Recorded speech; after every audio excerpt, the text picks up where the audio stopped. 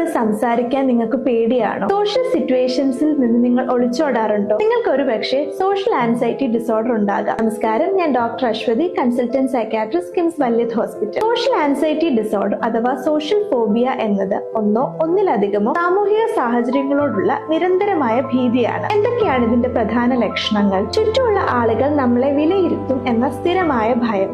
ഈ ഭയം കാരണം പരിചയമുള്ള ആളുകളായിക്കോട്ടെ അല്ലെങ്കിൽ സ്ട്രേഞ്ചേഴ്സ് ആയിക്കോട്ടെ, ഇവരോടൊക്കെ ഇടപഴകാൻ ബുദ്ധിമുട്ട്, പൊതു സ്ഥലങ്ങളിൽ പോകാൻ ബുദ്ധിമുട്ട്, ഉദാഹരണത്തിന് ഒരു മാരേജിന് പോവുക, ഒരു മീറ്റിംഗ് അറ്റൻഡ് ചെയ്യാൻ പോലും ബുദ്ധിമുട്ട്. ഈ സോഷ്യൽ ആൻസൈറ്റി ഉള്ള ആളുകൾ ഇതേപോലത്തെ സോഷ്യൽ സിറ്റുവേഷൻസ് പരമാവധി ഒഴിവാക്കാൻ ശ്രമിക്കും. അതായത് ഒരു കോൺസ്റ്റന്റ് അവോയ്ഡൻസ് ആയിരിക്കും. ഇനി അതിന് പറ്റുന്നില്ല എങ്കിൽ കഠിനമായ ഉത്കണ്ഠയോടുകൂടിയായിരിക്കും അതിനെ ഫേസ് ചെയ്യുന്നത്. ഈ ഉത്കണ്ഠ എന്ന് പറയുമ്പോൾ അത് മാനസികമായി മാത്രമല്ല ശാരീരികമായിട്ടുള്ള ലക്ഷണങ്ങളും വരും. നെഞ്ചിടിപ്പ് കൂടുക, ശ്വാസം കിട്ടുന്നില്ല എന്ന് തോന്നുക, കൈയും കാലൊക്കെ വിറയ്ക്കുക, വേർക്കുക, വയറ്റിൽ വെപ്രാളം തോന്നുക തുടങ്ങിയവ. അപ്പോൾ ഈ സോഷ്യൽ ആൻസൈറ്റി ഉള്ളവരെ തന്നെയാണോ ഈ ഇൻട്രോവേർട്ട് എന്ന് പറയുന്നത്? ഒരിക്കലും അല്ല.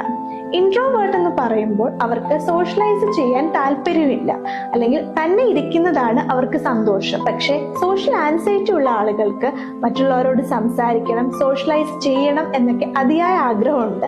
പക്ഷെ ഈ ഒരു ഭയം അല്ലെങ്കിൽ ഉത്കണ്ഠ കാരണം അവരെ കൊണ്ടത് സാധിക്കുന്നില്ല. ഇനി എങ്ങനെയാണ് ഇത് ജീവിതത്തെ ബാധിക്കുന്നത്? ഇപ്പൊ കുട്ടികളുടെ കാര്യം എടുത്താൽ, ഈ സോഷ്യൽ ആൻസൈറ്റി ഉള്ള കുട്ടികൾ സ്കൂളിൽ പോകാൻ മടി കാണിക്കും.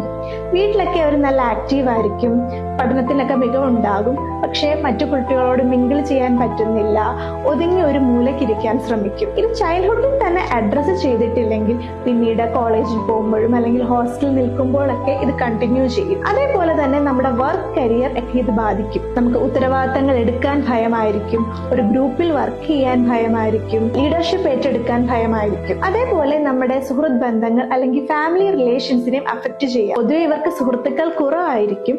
ഉള്ള സുഹൃത്ത് ബന്ധങ്ങൾ തന്നെ നിലനിർത്താൻ ബുദ്ധിമുട്ടും. സോഷ്യലി ഇവർ ഐസൊലേറ്റഡ് ആയി പോകും, കോൺഫിഡൻസ് കുറവായിരിക്കും. അതേപോലെ തന്നെ ഈ സോഷ്യൽ ആൻസൈറ്റി ഉള്ളവർക്ക് ഡിപ്രഷൻ വരാനുള്ള സാധ്യതയും കൂടുതലാണ്. ഇതിന് ട്രീറ്റ്മെന്റ് ഉണ്ടോ?